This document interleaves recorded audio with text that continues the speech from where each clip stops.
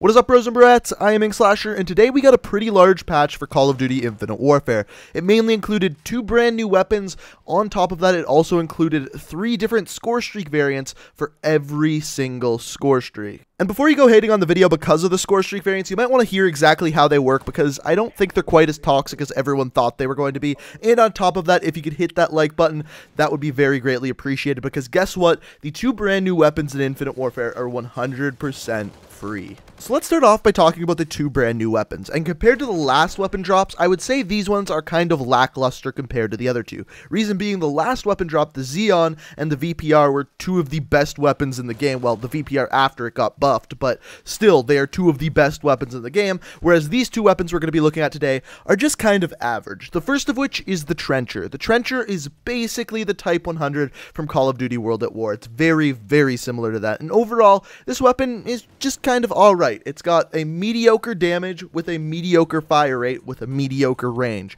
It's very comparable to something like the Karma, and like I said, just all around it's kind of lackluster. Nothing too special about it, but it's not a bad weapon by any means. So how do you unlock the Trencher? It's pretty easy. If you have the Season Pass, it's already unlocked. You just have to select it and you can use it. If you do not have the Season Pass, don't worry, it's actually not that hard to unlock. The way to unlock it is complete 20 matches in which you get more than 10 kills with classic weapons. So get 10 kills with classic weapon in a single game, and if you're having trouble with that, the game mode of choice is going to be something like Domination or some sort of longer game mode you can choose. The second weapon we got is called the Auger. Now, the Auger is basically a minigun, so obviously this is an LMG, and this weapon is interesting to say the least. It's by no means a good weapon, but also by no means is it a bad weapon, kind of similar to the Trencher actually.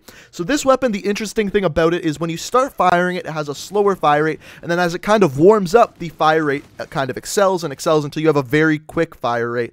But overall, I wouldn't say that's amazing, because what I found is if you're running around with this weapon, I got caught with my pants down quite a bit because of that slow originating fire rate.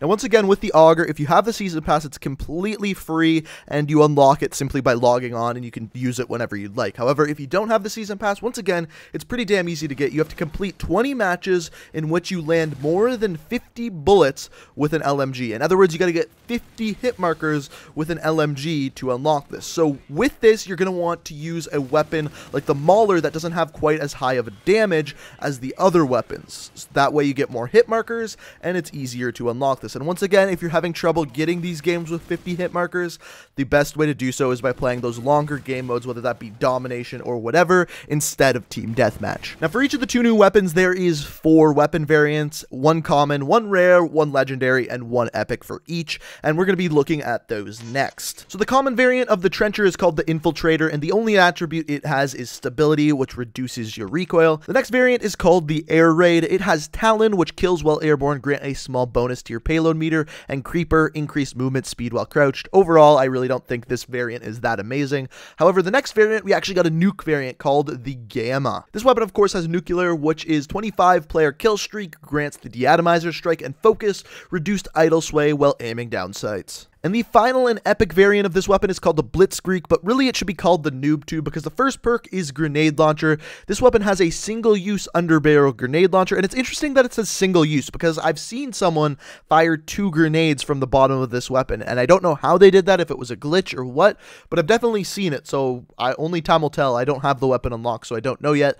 And also, it has steady, reduced hip spread, which is actually pretty good. As far as the Auger goes, this weapon actually has some pretty cool variants. The first of which is called the Perforator. This one only has Sharpshooter, which is increased damage range, which is actually pretty decent for a common variant. The next variant is called Pulverizer. It has Deathbringer, double kills instantly reload your magazine, and stockpile increased ammo. This is actually a pretty damn good variant for this weapon. The reason why I say that is it already has a pretty big magazine at 65 rounds. However, with stockpile, that's increased. On top of that, it's pretty easy to get double kills with this weapon. 1, because of the large magazine, and 2, because as you fire this weapon, the weapon rate of fire actually ramps up. Therefore, as soon as you get a double kill, your whole magazine is going to reload, and all of a sudden you're able to get more and more double kills as your fire rate increases. It's actually a pretty cool and interesting variant for this weapon alone. Up next, we have the legendary variant called Bastion, and I'm not sure whether that's a reference to the character in Overwatch or not. However, this one, the 2 perks this one has is Fortified, grants blast shield while crouched, prone, or sliding, which is actually a pretty damn cool perk, and Lowrider reduces hip spread while sliding. So once again, these 2 perks kind of work together to improve the weapon.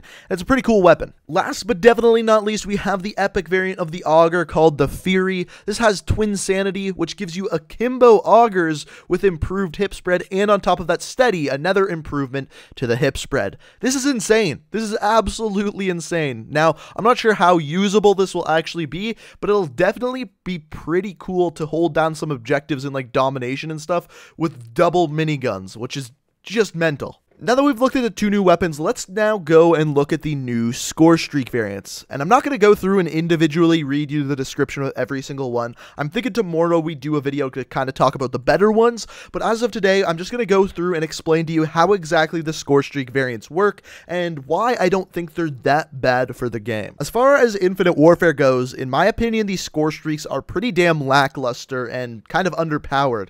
And as far as the variants go, any of the variants that actually improve the different score streaks cost vastly more than the regular score streak does to begin with, like vastly more. For example, the Warden Showtime, which you can actually see me unlocking here, goes from an 1100 point score streak to a 1700 point score streak. So in Team Deathmatch, that's going to take you 6 extra kills to get, and the only improvement on it is it's a regular Warden that just drops care packages around the map. On top of that, they're not even good care packages. It says that the care packages that it actually drops have a reduced chance of higher score streaks. So to me, a player who normally plays Team Deathmatch, those extra 6 kills simply aren't worth having my Warden drop some crappy care packages around the map. Now, as far as how to unlock these things, it's actually not very difficult at all, and if you've been playing the game consistently, you should be able to get all of the score streak variants you actually want, because they're cheap. And no, I don't mean they cost money. What I mean is they don't cost very much salvage. So for example, the rare score streak variants cost 150 salvage, the legendaries cost 300, and the epics cost 450. And from just scrolling through and checking these out, most of the legendary variants are the ones that look the best to me. But let me know what you think down in the comment section below. Do you think it's a waste of your salvage to buy these score streak variants? To me, I think it's worth it simply because how cheap they actually are compared to the weapons in game. But like I said, let me know what you think down in the comments. If you hate it, let me know. If you love it, let me know. As always, I will be sure to be reading all of the comments. So guys, that's pretty much it. That's everything that was included in today's update. We got some new weapons, some new score streaks, and overall, I'm just really curious what you guys have to say. As far as I'm concerned, I'm definitely very happy that they are still giving out the new weapons for free. I thought that would stop after the first set, and it absolutely did not. So Infinity Ward, cheers to you, because I am very happy that you did that. It just shows how committed you are to bringing new content and free content at that to your community. And as far as the score streak variants go, they're a lot cheaper than I thought they were going to be, and that's the only reason why I'm not a little bit upset about this. And on top of that, of course, you can get them through supply drops. So like I said, let me know what you think down in the comment section below. Do you love it? Do you hate it? I'll be sure to be reading all of the comments. Also, if you enjoyed the video, it would be fantastic if you could hit that like button. It's always very greatly appreciated. And if you're new to the channel, I upload new Call of Duty videos every single day of the week. As of lately, we've had a ton of news revolving around Call of Duty World War II, even Black Ops 3, and now Infinite Warfare. So if you like what you see, be sure to hit that subscribe button. But thank you guys so much for watching. I hope you enjoyed, and until next time, peace out.